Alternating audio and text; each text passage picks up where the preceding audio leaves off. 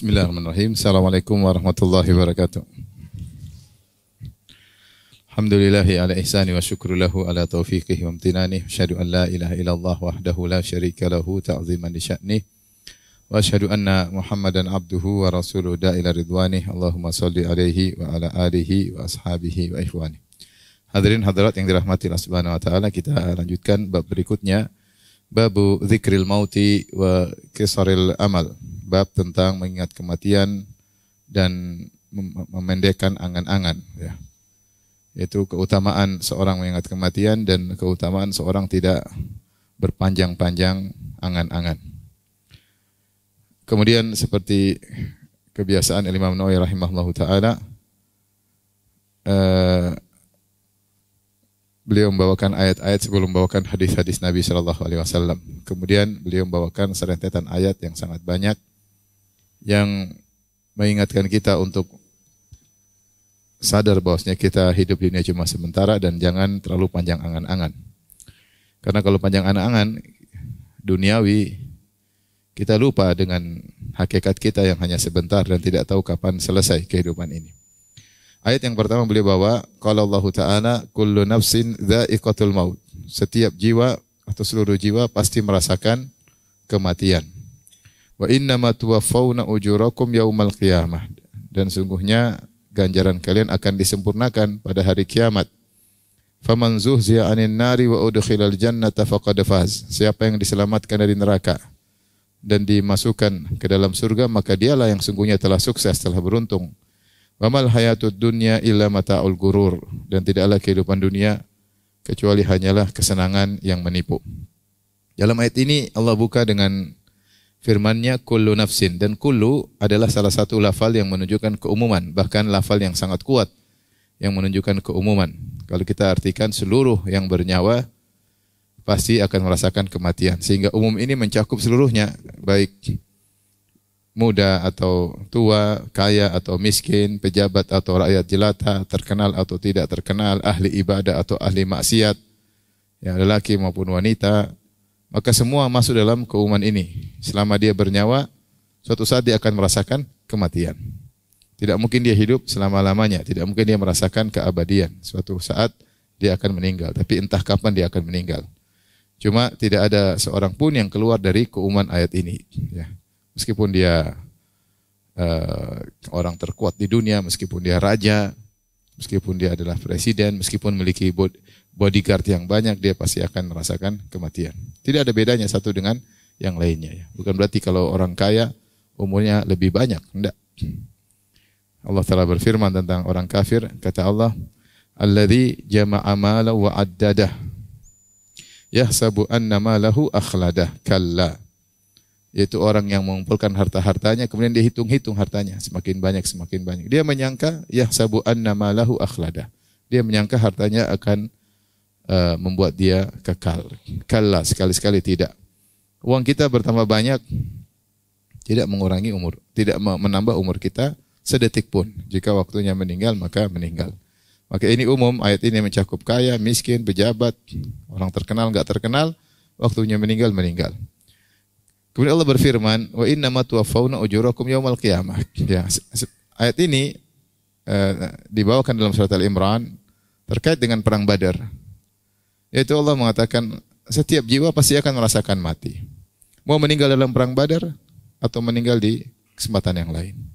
Tinggal kita mau meninggal mulia atau meninggal tidak mulia. Meninggal waktunya meninggal, meninggal. Mau kena gula, mau karena kena jantung atau ditabrak mobil, atau dibunuh orang, atau meninggal mulia, meninggal dalam dakwah, meninggal dalam jihad, ya. Terserah kita mau meninggal, semua waktunya meninggal, waktunya mati. Apa kata penyair? Ta'addadatil asbab wal mautu wahid. Sebab-sebab untuk menuju kematian banyak, tetapi tujuan sama-sama mati. Seakan-akan Allah kasih hiburan kepada mereka. Kamu meninggal pun dalam perang Badar, kau pasti mati. Mau mati sekarang, silakan. Enggak juga, nanti juga akan apa? Mati. Ya. Enggak juga akan mati. Kalau mati sekarang, mati mulia. Kalau enggak sekarang juga akan datang kematian. Kemudian adapun pahala kalian, maka akan sempurnakan pada hari kiamat kelak. Di sini di antara faedah Allah menamakan ganjaran dengan ajar. Ujur jamak dari ajar. Ajar itu kalau bahasa Arab artinya upah. Allah menamakan ganjaran pahala dengan upah supaya kita paham bahwasanya memang kita akan dapatkan upah tersebut. Seperti seorang bekerja, setelah bekerja tidak mungkin dia pasti akan mendapat apa? Upahnya. Dan ini metode Allah agar seorang semangat dalam beramal soleh karena dia akan dapat upahnya, dia akan dapat ganjarannya. Seperti Allah menamakan orang yang berinfak di jalan Allah adalah memberi hutang kepada Allah Subhanahu wa taala. In tuqridullaha qardan hasanan, kalau kalian beri hutangan kepada Allah. Man dzalladzi yuqridullaha qardan hasanan? Siapa yang beri hutangan kepada Allah? Allah menamakan menyumbang di jalan Allah dengan memberi hutang kepada Allah supaya kita yakin bahwasanya utang itu pasti dibayar. Yang berhutang adalah Allah Subhanahu wa taala, pasti dibayar dan bayarnya pun bahkan berlipat ganda, bayarnya dengan riba. Riba di akhirat ya. Oleh karenanya ini penamaan agar kita semangat bahwasanya siapa yang berjihad, berjuang di jalan Allah dia berhak mendapatkan ganjaran. Maka Allah namakan pahala dengan ajar. Wa innama tuwaffawna ujurakum, dan sungguhnya pahala atau ganjaran kalian ya akan disempurnakan pada hari kiamat kelak. Setelah itu Allah menjelaskan tentang kesuksesan yang sesungguhnya. Faman zuhziya 'anil nar, siapa yang diselamatkan dari neraka. Ya. Zahzaha anil makan idza jadzabahu bisur'ah. Disebut zahzaha dalam bahasa Arab maksudnya jika diambil dengan cepat. Dipindahkan di satu tempat, dipindahkan dengan cepat, disebut dengan zahzah, yaitu siapa yang diselamatkan dari neraka ya dengan cepat ya. Karena neraka itu menyambar-nyambar. Kemudian udkhilal jannah, kemudian masuk surga, faqad faz, maka dia telah sukses yang sesungguhnya. Inilah kesuksesan yang sesungguhnya ya. Sukses itu adalah selamat dari neraka, masuk surga. Percuma seorang di dunia sukses tapi di akhirat masuk neraka. Percuma. Oleh karenanya Allah mengingatkan tentang kesuksesan yang sungguhnya, maka seorang di dunia ini jangan terlalu banyak berangan-angan tentang dunia. Rubah angan-angannya menuju apa? Akhirat. Jadikan orientasi kehidupan akhirat. Bagaimana dia bisa selamat dari neraka dan bisa masuk dalam surga. Karena itulah kesuksesan yang sesungguhnya. Parameter sukses sesungguhnya adalah selamat dari neraka, masuk surga. Kalau bahasa kita faqad faz itu siapa yang menang di dalam pertandingan, siapa manil faiz, siapa yang menang, ini dia yang menang, lomba kuda dia yang menang, lomba ini dia yang menang, ini yang menang sesungguhnya selamat di surga.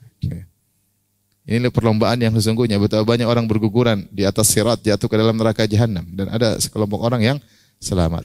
Mereka itu yang menang yang sesungguhnya. Makanya disebutkan kalau nggak salah Haram bin Milhan, salah seorang sahabat Nabi, ketika dia diutus oleh Nabi untuk mengajarkan Al-Quran. Pergilah dia suatu daerah, ternyata dia dibohongin, mereka ternyata berkhianat. Dia datang, tiba-tiba ada yang tikam dari belakang, dari dada, kemudian tembus, pedang tersebut tembus ke dadanya, dari belakang tembus ke dadanya. Kemudian dia pegang darahnya, bercucuran, kemudian dia pegang darahnya, dia berkata, Fuztu wa Rabbil Ka'bah, saya telah menang. Itu anal faiz. Sungguh saya telah menang demi sang penguasa Ka'bah.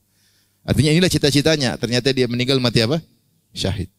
Dia tidak kecewa sedikit pun, bahkan ucapan yang keluar dari lisannya, Fuztu wa Rabbil Ka'bah. Saya telah berhasil.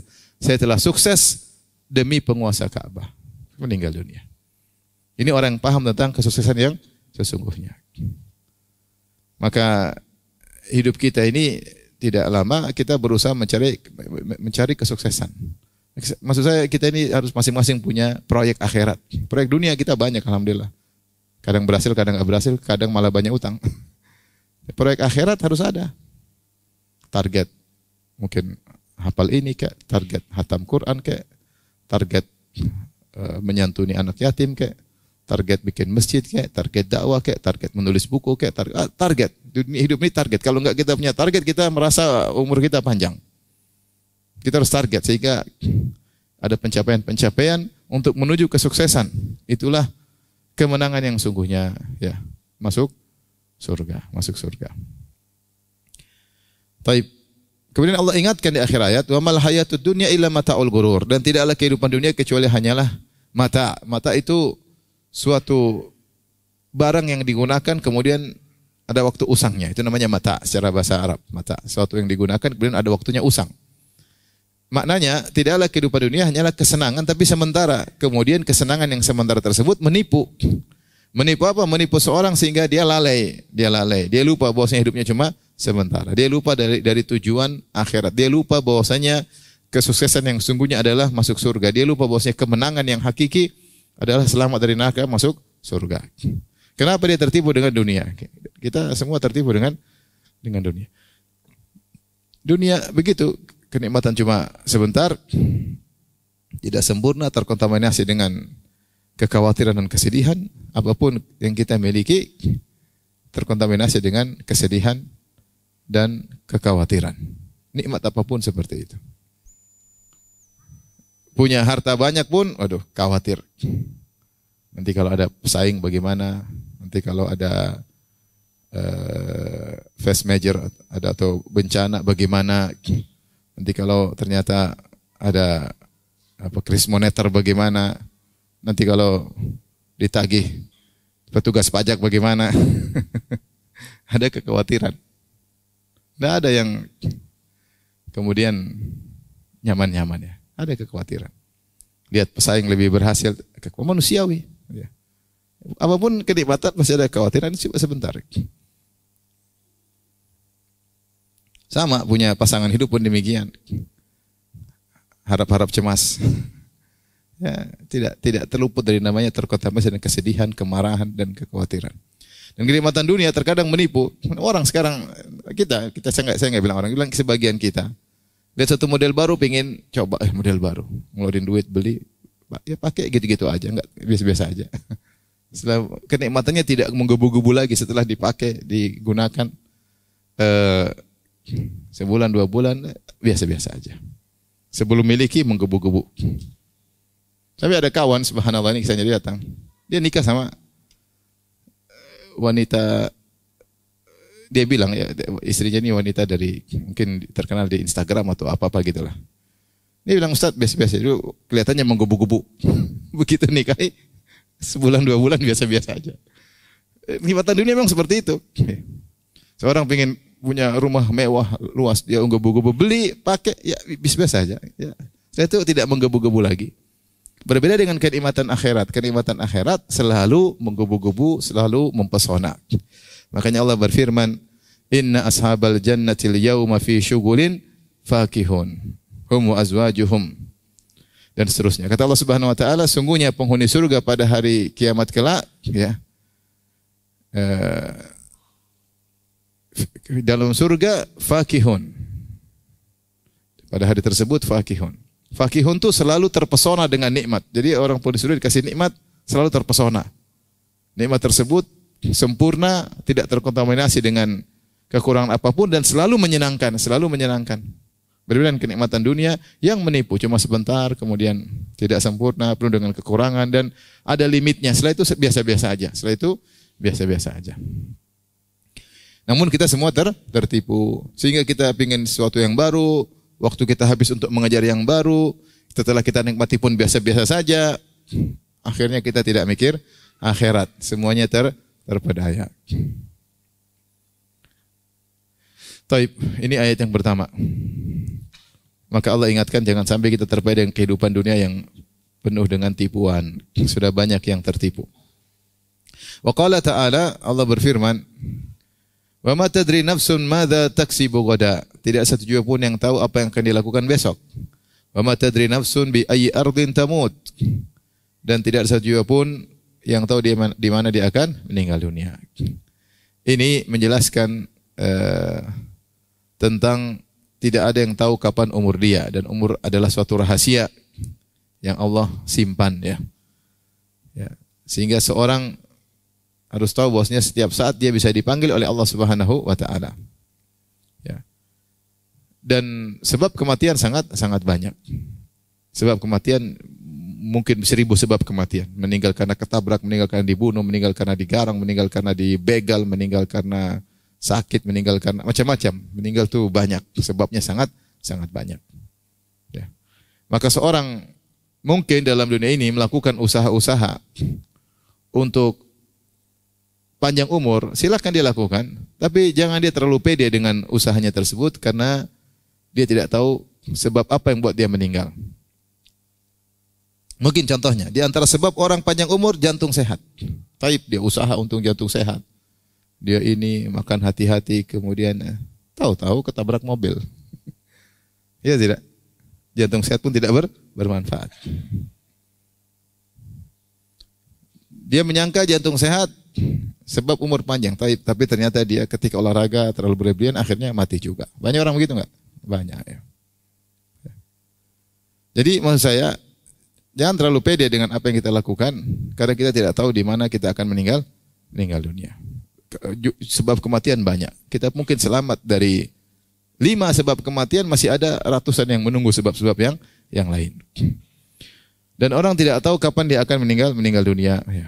Kalau tiba waktunya dia meninggal, maka Allah akan cabut nyawanya.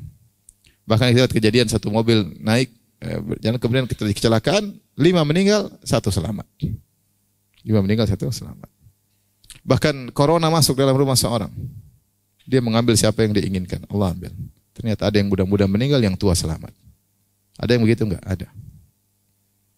Dia memilih siapa yang dia ingin pilih. Tidak ada yang jamin. Binaragawan juga mati. Olahragawan juga mati. Ya bukannya kita enggak olahraga, enggak. Tapi silakan olahraga, itu adalah ikhtiar agar kita sehat dan kita disukai untuk sehat dan kuat. Tapi enggak ada yang jamin umur kita sampai kapan. Nah, kalau umur kita tidak tahu sampai kapan dan kita tidak tahu apa yang kita lakukan besok dan kita tidak tahu di mana kita meninggal dunia, maka berusaha untuk ingat kematian dan jangan terlalu panjang angan-angan tentang dunia. Angan-angan tidak bisa kita hentikan. Udah punya rumah, pingin lagi punya rumah mewah, pingin lagi usaha yang paling banyak. Tidak akan kita berhentikan, harus kita tata. Tapi panjangkanlah angan-angan untuk di akhirat. Panjangkan angan-angan untuk di akhirat. Dunia angan-angan terlalu banyak ya. Maka potonglah angan-angan tersebut, jangan perpanjang. Gunakan apa yang Allah berikan kepada kita, nikmat untuk mencari akhirat. Sebagaimana nasihat orang-orang saleh kepada Qarun, wabtaghi fima atakallahu daral akhirata wa la tansa nasibaka minad dunya. Gunakanlah apa yang Allah berikan kepada engkau untuk mencari hari akhirat. Apa yang Allah berikan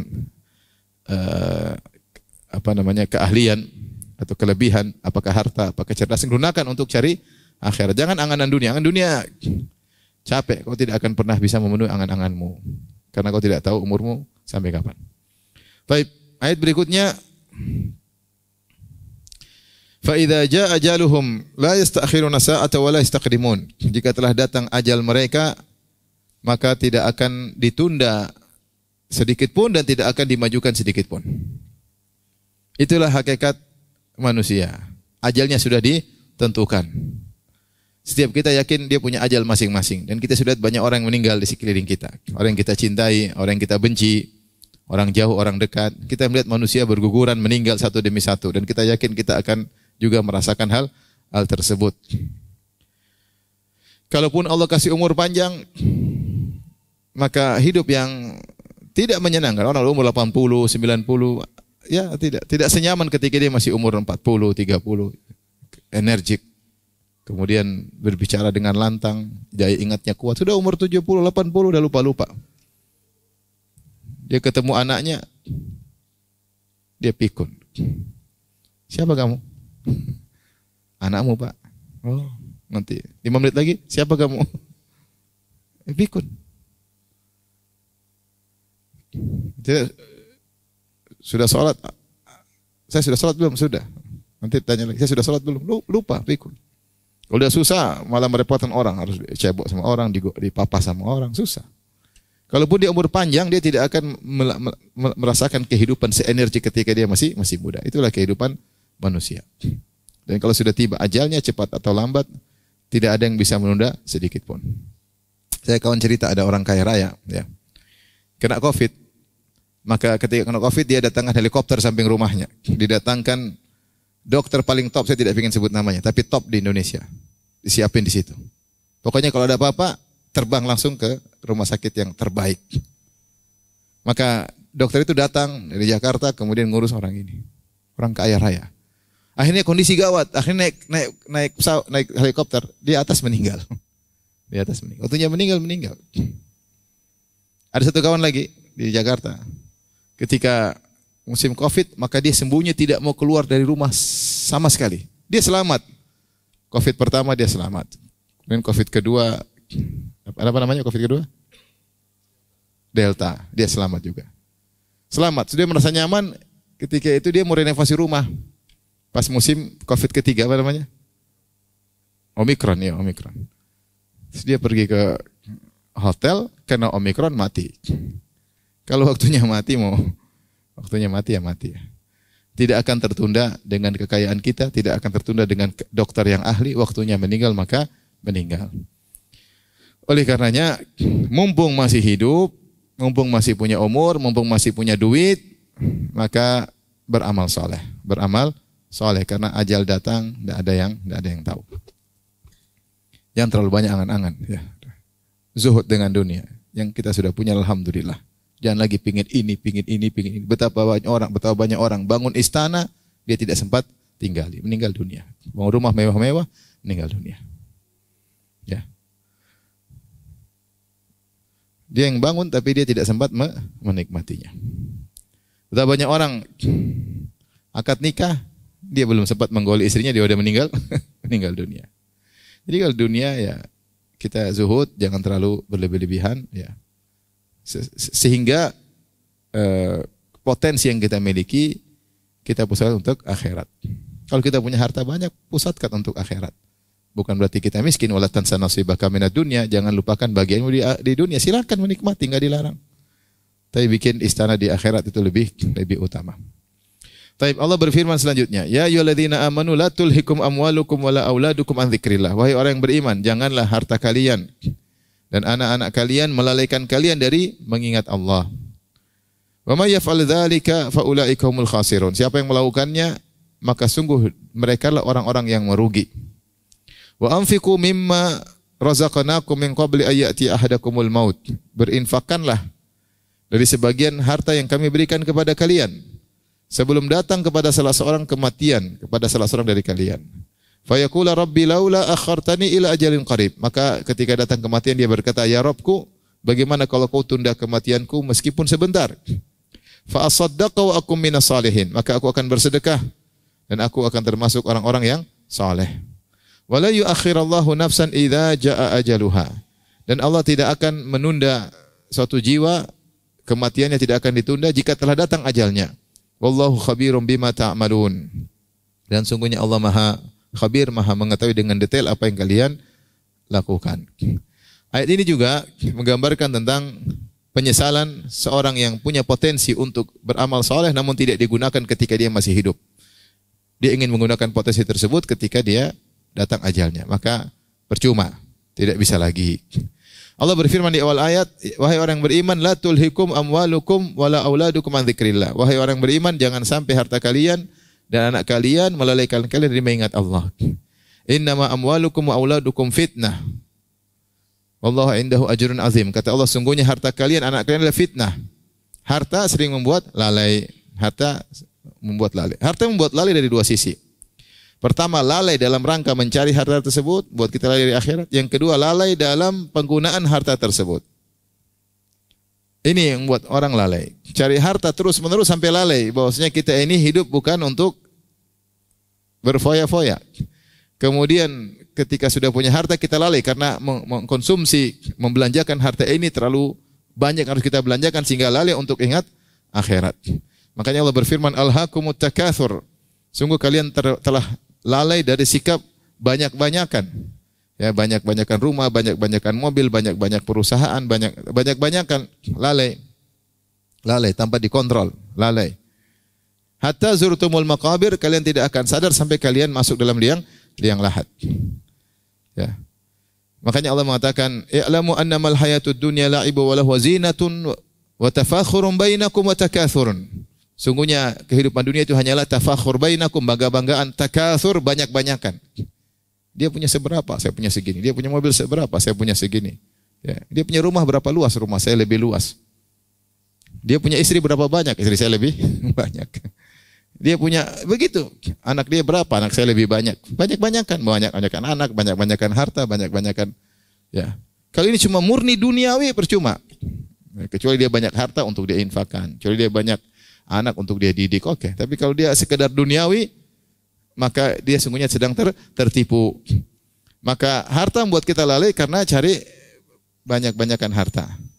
Seandainya seorang lalai karena dia mencari harta untuk memenuhi kebutuhan primer, dia dapat uzur dari Allah. Dia cari harta untuk menafkahi anak istri sehingga waktunya habis, dia dapat pahala. Tapi masalahnya waktu kita habis bukan untuk kebutuhan primer. Waktu kita habis untuk kebutuhan mungkin bukan sekunder, bukan tersier, mungkin yang keempat, yang kelima dan seterusnya yang tidak perlu. Yang tidak perlu. Karena satu saja waktu kita untuk memperbanyak harta, waktu kita habis.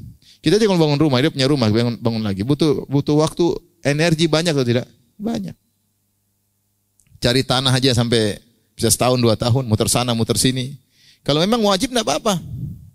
Tapi kalau enggak wajib, hanya banyak-banyakan rumah, waktu kita cari tanah, belum nawar-nawar, belum ini. Kita bangun rumah, punya hutang, bangun rumah, kapan ngelunasinya?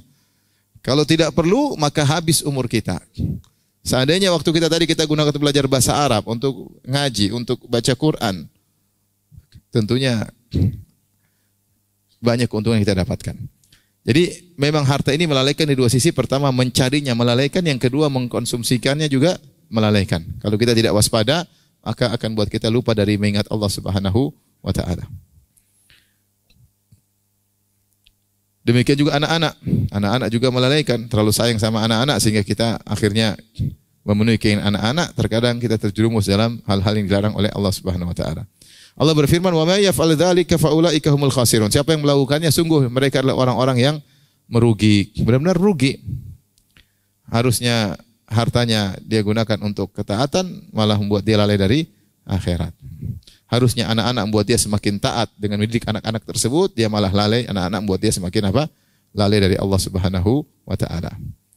Makanya dalam hadis kata Rasulullah SAW, al-waladu mabkhalatun majbanatun. Anak-anak itu bisa bikin jadi penakut. Anak-anak juga bisa bikin menjadi pelit, Anak-anak bisa membuat orang tuanya keluar dari jalan yang lurus. Makanya ketika Nabi Khadir dan Nabi Musa melewati seorang anak sedang bermain-main, faqatalah, maka Nabi Khadir bunuh anak ini. Kemudian Nabi Musa protes, dia mengatakan, "Qatalta nafsan zakiyatan bighairi nafsin laqad ji'ta syai'an nukra." Kenapa kau bunuh anak yang tidak punya salah? Sungguh kau melakukan kemungkaran. Kemudian setelah itu Nabi Khadir jelaskan.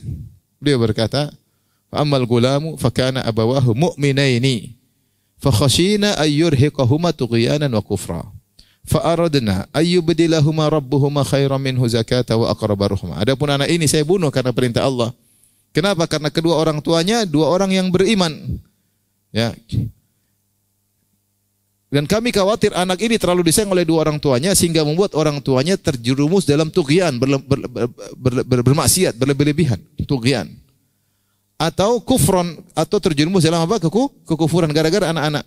Jadi anak-anak mungkin membuat seorang terjerumus dalam maksiat, mungkin terjerumus dalam kekufuran, apa kufur besar atau kufur nikmat. Maka aku ingin Allah gantikan buat mereka dengan anak yang lebih sayang dan lebih dekat dengan mereka berdua, lebih soleh. Jadi anak-anak bisa buat kita terfitnah. Ya. Gara-gara ingin memenuhi keinginan anak-anak, terkadang kita akhirnya makan riba, akhirnya kita hutang riba, atau ternyata kita masuk dalam muamalah yang haram, semua demi anak-anak. Hati-hati. Maka siapa yang melakukannya, sungguh dia merugi. Harusnya harta sarana untuk kita masuk surga, harusnya anak-anak sarana untuk mendekatkan diri kita kepada Allah. Kemudian Allah ingatkan, wa anfiqu mimma razaqnakum. Berinfaklah dari rezeki sebagian yang kami berikan kepada kalian. Allah tidak menyuruh kita infak seluruhnya. Sebelum datang kematian kepada salah seorang dari kalian, kemudian dia berkata, "Ya Rabbku, seandainya kau tunda kematianku meskipun sebentar aja, ajalin qarib." Itu 5 menit, 10 menit. Buat apa? Bukan buat senang-senang lagi, bukan buat main-main, bukan buat berfoya-foya, tetapi fa as-saddaqa. Aku ingin bersedekah.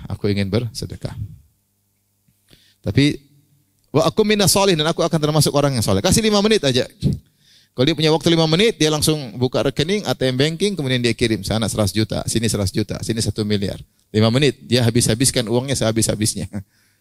Tapi 1 menit pun tidak akan dikembalikan. 1 detik pun tidak akan dikembalikan. Selesai. Uang yang dia kumpulkan seluruhnya tidak bisa dia sedekahkan di jalan Allah. Uang yang dia kumpulkan semuanya akhirnya jadi milik orang lain. Jadi milik orang lain tapi yang dihisap dia, karena dia yang mencarinya, dia yang dihisap oleh Allah Subhanahu wa taala, sekarang dinikmati oleh orang lain.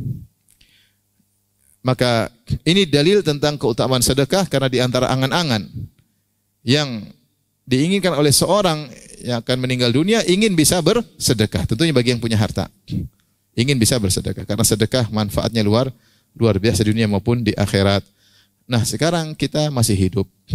Kalau ada duit, jangan lupa untuk bersedekah. Jalan-jalan sedekah banyak sekali. Maka Allah ingatkan, wala yu'akhirallahu nafsan idza ja'ala ajaluha. Allah tidak akan menunda kematian jika telah datang ajalnya. Wallahu khabirum bima ta'malun. Allah Maha detail, Maha mengetahui dengan apa yang kalian lakukan. Ya, semua yang kalian lakukan tercatat, tidak ada yang tersembunyi bagi Allah Subhanahu wa taala. Kebaikan maupun keburukan semua diketahui Allah secara detail. Ya, sedekah sekecil apapun Allah catat, apalagi yang besar. Kebaikan sekecil apapun Allah catat, apalagi yang besar. Maksiat sekecil apapun Allah catat. Sampai kemarin saya sempat baca hadis tentang seorang yang bertanya kepada Nabi, "Ya Rasulullah, jika seorang ingin melihat makanan, kemudian kemudian ditanya, kok ingin makanan ini?" Kata dia bilang, "Saya enggak pingin." Padahal dia dusta. Apakah dicatat sebagai dusta? Kata Nabi, ya dicatat. Kuzaibah, dicatat sebagai dusta kecil. Ditanya, kau suka makanan ini? Enggak. Padahal dia suka. Itu namanya bohong atau tidak? Bohong, tapi bohong kecil. Bohong kecil. Artinya pencatatan malaikat dengan detail. Bohong kecil, bohong sedang, bohong besar, super bohong, semuanya dicatat. Karena Allah khabir, Allah Maha mengetahui. Makanya ketika Allah menyebutkan tentang menundukkan pandangan, kata Allah Subhanahu wa taala, "Qulil mu'minina yaghuddu min absarihim wa yahfadhu furujahum dzalika azka lahum innallaha khabirum bima yasnaun." Katakanlah kepada orang beriman untuk menundukkan pandangan mereka dan menjaga kemaluan mereka. Kenapa? Innallaha khabirum bima yasnaun. Allah Maha khabir tentang apa yang mereka kerjakan. Allah Maha khabir. Yaitu lirikan mata mereka sedikit saja Allah tahu secara detail. Allah tahu secara detail lirikan mata. Ya. Jangan disangka ketika sebentar Allah tidak catat, Allah catat. Sebelum kau mengedipkan matamu, sebelum kau malingkan pandanganmu, sudah tercatat oleh malaikat. Karena Allah khabir, Allah tahu dengan detail pandangan kita. Tabassumuka fi wajhi akhika sadaqah. Engkau senyum kepada saudaramu, sedekah, tercatat. Karena Allah khabir dengan apa yang kalian lakukan. Maka ini motivasi kita untuk beramal soleh. Sekecil apapun, kita enggak tahu mana yang diberkahi oleh Allah sebagai sebab masuk surga. Dan waspada dengan maksiat, kita enggak tahu mana yang membuat Allah murka, bisa menjerumuskan dalam neraka jahanam. Kemudian firman Allah berikutnya, Allah berfirman, "Hatta idza jaa ahaduhumul maut qala rabbirji'un." Ketika datang kematian kepada salah seorang dari mereka, maka dia berkata, orang ini berkata, "Rabbirji'uni." Ya Allah, kembalikan aku. La'alli a'malu salihan fi ma tarakt. Semoga aku melakukan amal saleh yang sudah aku tinggalkan ketika di masa hidupku. Kalla, sekali-sekali tidak. Innaha kalimatun huwa qailuha. Itu hanyalah kalimat yang dia ucapkannya. Wa mi waraihim barzakhun ila yaumi yub'atsun. Dan di belakang dia ada alam barzakh sampai hari kebangkitan. Fa idza nufikha fis suri fala ansaba bainahum yauma idzi wala yatasaalun. Jika telah ditiupkan sangkakala, itu hari kebangkitan, maka tidak ada nasab di antara mereka, tidak ada saling tolong-menolong. Wala yatasaalun, mereka tidak akan saling bertanya-tanya di antara mereka, mereka saling kabur di antara mereka. Faman thaqulat mawazinuhu fa ulaika humul muflihun. Siapa yang ketika di akhirat timbangan kebajikannya lebih berat, maka mereka adalah yang beruntung. Wa man khaffat mawazinuhu, siapa yang ringan timbangan kebajikannya, lebih berat timbangan keburukannya, fa ulaika alladzina khasiru anfusahum fi jahannam khalidun. Maka mereka itulah orang-orang yang merugikan diri mereka sendiri dan mereka kekal dalam neraka. Talfahu wujuhahumun nar wa hum fiha kalihun. Mereka dihantam oleh api neraka sehingga wajah mereka kemudian menjadi rusak.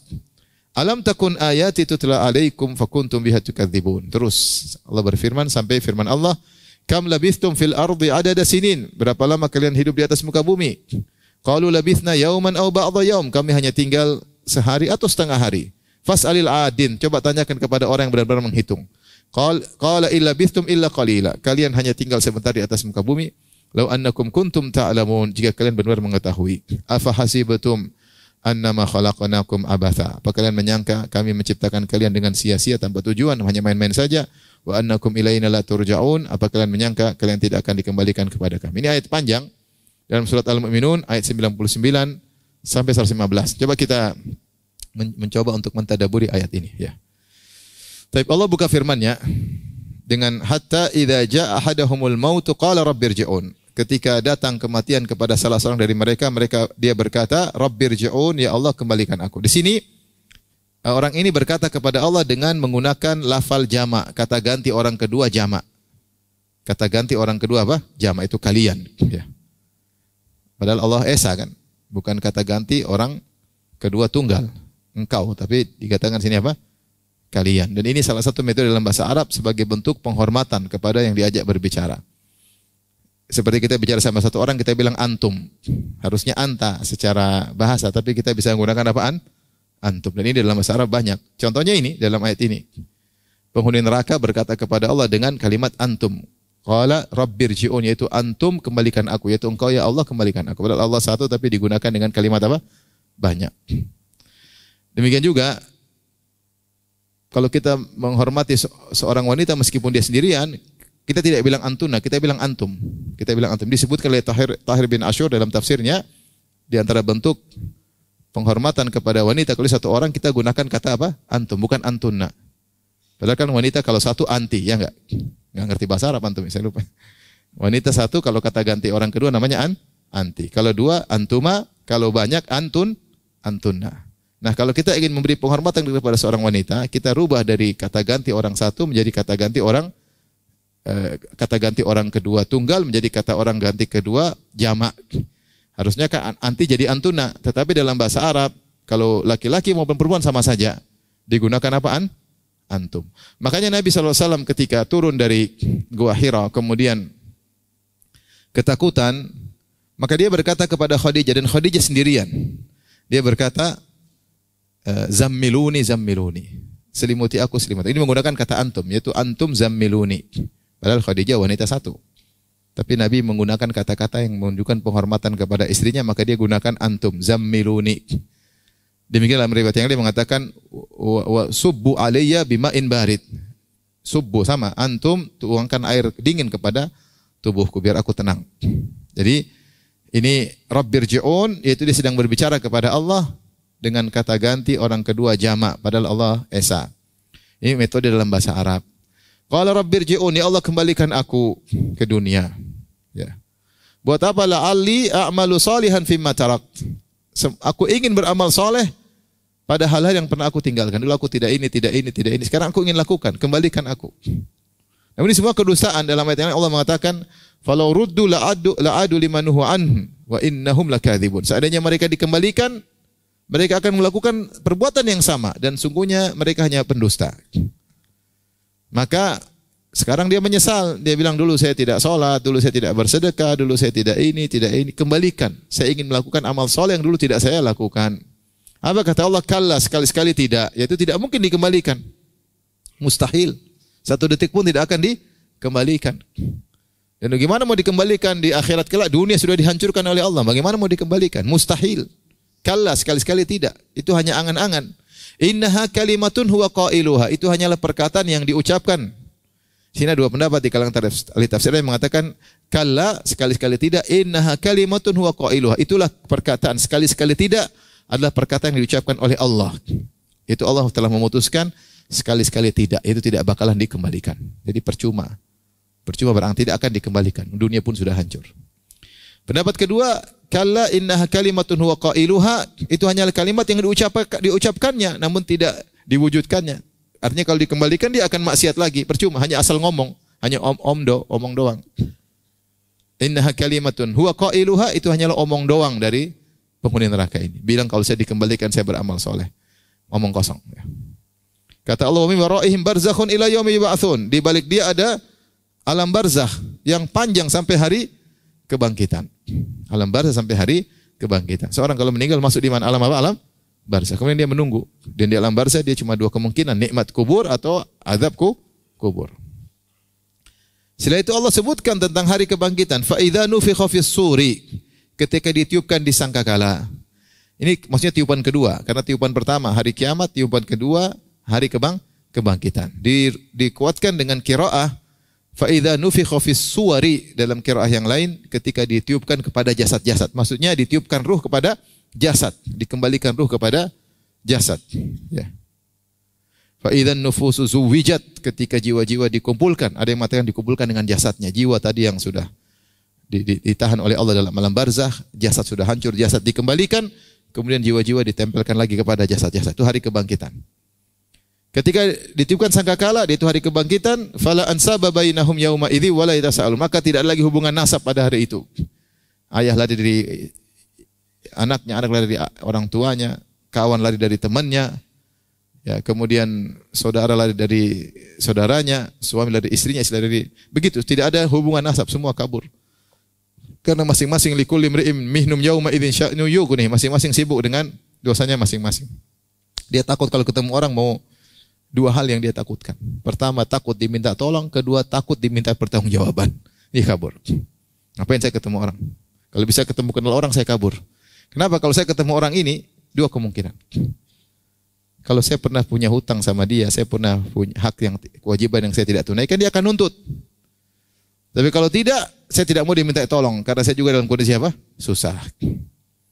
Maka terputus nasab-nasab ketika itu dan tidak ada saling tanya-menanya. Dalam ayat yang lain, wala yas'alu hamimun hamima. Tidak ada seorang teman bertanya kepada teman dekatnya. Semua masing-masing sibuk, ya. Ini kondisi sangat mengerikan, ya. Sangat mengerikan, ya. Dan Syekh Utsaimin rahimahullah menyatakan seperti yang terjadi ketika peristiwa Terowongan Mina. Terowongan Mina ketika terjadi gas atau apa sehingga orang-orang di Terowongan Mina pada ketakutan sampai mereka kabur, baju-baju mereka terbuka, kain-kain mereka terbuka, dan mereka tidak peduli. Dan mereka tidak peduli. Ya. Sama saya pernah ketemu juga ada kawan yang pernah, pas kebetulan saya dari Aceh, kemudian dicerita tentang tsunami, dia mengalaminya. Dia bilang semua baju kelepas. Kita ketemu tidak berpakaian sama yang, tapi kita tidak pikir itu sama sekali. Ya, karena perkara sangat apa? Dahsyat. Di dunia saja ada seperti itu. Ya, apalagi ketika di akhirat. Maka kondisi adalah masing-masing pada hari kiamat, wala yatasaalun, tidak saling bertanya. Setelah itu Allah menyebutkan, faman thaqulat mawazinu, siapa yang timbangan kebajikannya lebih berat, maka mereka itulah yang beruntung. Mereka yang berhasil, mereka yang menang, mereka yang sukses. Sebaliknya siapa yang timbangan kebajikannya ringan, lebih berat timbangan keburukannya, timbangan kebajikannya ringan, timbangan keburukannya berat, maka mereka adalah orang yang merugikan diri mereka sendiri. Merugikan diri mereka sendiri. Ya, diri mereka rugikan sehingga masuk neraka, tidak mendapatkan surga. Allah mengatakan dengan mereka merugikan diri mereka sendiri. Ya. Harusnya mereka bisa untung banyak-banyak ketika di dunia, amal sedikit, pahala besar, mereka bikin rugi. Ada yang mengatakan demikian. Ini misalkan seperti orang berdagang. Ada kesempatan untuk dapat untung banyak, dia tidak lakukan. Akhirnya dia rugi. Bukan untung, malah rugi. Di dunia kalau kau beramal soleh sedikit, Allah akan beri ganjaran yang sangat besar. Karena Allah Asy-Syakur, Maha pemberi pembalasan yang jauh lebih besar daripada amal seorang hamba. Tapi ketika kau di dunia, ternyata kau tidak memanfaatkan hal tersebut, sehingga akhirnya kau malah rugi dan merugikan dirimu, sehingga dirimu masuk neraka Jahannam. Fi Jahannam khalidun, maka mereka kekal dalam neraka selama-lamanya. Itu masuk neraka waktu yang panjang, ya, enggak tahu berapa lama, sangat panjang, ya. Enggak ada, ya. Enggak ada neraka sebentar-sebentar, ngeri, ya. Kemudian Allah berfirman, talfahu wujuhahumun nar wa hum fiha kalihun. Wajah mereka dibakar oleh api sehingga mereka menjadi kalihun. Kalihun, kalih dalam bahasa Arab itu seperti kalau ada tungku, kita masukkan misalnya punya kambing, kita bakar muka kambing di api. Ketika bakar muka kambing di api kan mulai kebuka giginya, ya enggak? Mulai kebakar, bibirnya mulai dower, mulai lembek, mulai kemunggur karena kena api kan. Mulai kelihatan, itu namanya kalih dalam bahasa Arab. Ibarat wajah dihantam oleh api. Kita enggak usah di akhirat. Di dunia aja kalau kita pergi ke rumah sakit bagian luka bakar, lihat orang baru terbakar beberapa detik aja sudah ngeri. Sudah luka ini, sudah ini kelihatan seperti warna tanah, ya, becek, ya. Ada yang putih, ada yang kelihatan ngeri. Itu luka bakar sedikit, cuma beberapa detik kena api. Gimana lagi dengan api neraka, ya. Maka kalihun, yaitu wajah mereka dibakar sehingga mulai bibir mereka mulai mundur ke belakang, mulai kelihatan gusinya, kelihatan giginya, kelihatan rahangnya, kelihatan seperti itu mereka dibakar. Maka kemudian Allah berkata, alam takun ayati tutla alaikum fakuntum biha tukadzibun. Bukankah telah dibacakan kepada kalian ayat-ayat kami, namun kalian mendustakan. Sampai akhirnya Allah berfirman, kam labithtum fil ardi adada sin. Berapa sih lama kalian tinggal di atas muka bumi? Mereka berkata, kami tinggal hanya sehari atau sebagian hari. Jadi ini hakikat untuk menggambarkan dunia itu cuma sebentar. Dibandingkan dengan hari akhirat, dunia itu cuma 1 hari atau setengah hari. Azan dulu. Taib, di sini ditanyakan kepada para penghuni neraka jahanam, kam labistum fil ardi adada sinin, berapa tahunkah kalian tinggal di atas muka bumi? Maka mereka mengatakan, qalu labisna yauman aw ba'dha yaum, kami tinggal hanya sehari atau setengah hari. Karena ada yang mengatakan karena kedahsyatan yang mereka lihat. Ternyata akhirat sangat panjang. Sehingga waktu yang mereka jalani di atas muka bumi mungkin 60 tahun, 70 tahun seperti cuma sehari. Ya. Sa'atam minan nahar, ada yang mengatakan sa'atam min nahar, cuma sebentar aja. Cuma sebentar ya. Asyiyatan au duhaha, cuma sore atau cuma waktu duha, sebentar. Dan ini hakikat kehidupan kita di atas muka bumi ini. Kehidupan kita ini cuma sebentar dibandingkan dengan kehidupan akhirat yang tanpa batas, yang tanpa batas ya. Oleh karenanya seorang waspada ya, hidup dia di dunia cuma sebentar ini, tapi setiap detik punya pengaruh tentang bagaimana level dia di akhirat kelak. Setiap detik yang dia lewati punya pengaruh terhadap level dia di akhirat ya. Maka dia waspada. Maka Allah berfirman di sini, qala illa bistum, kata mereka, fas'alil adin, coba tanyakan kepada orang yang benar-benar menghitung.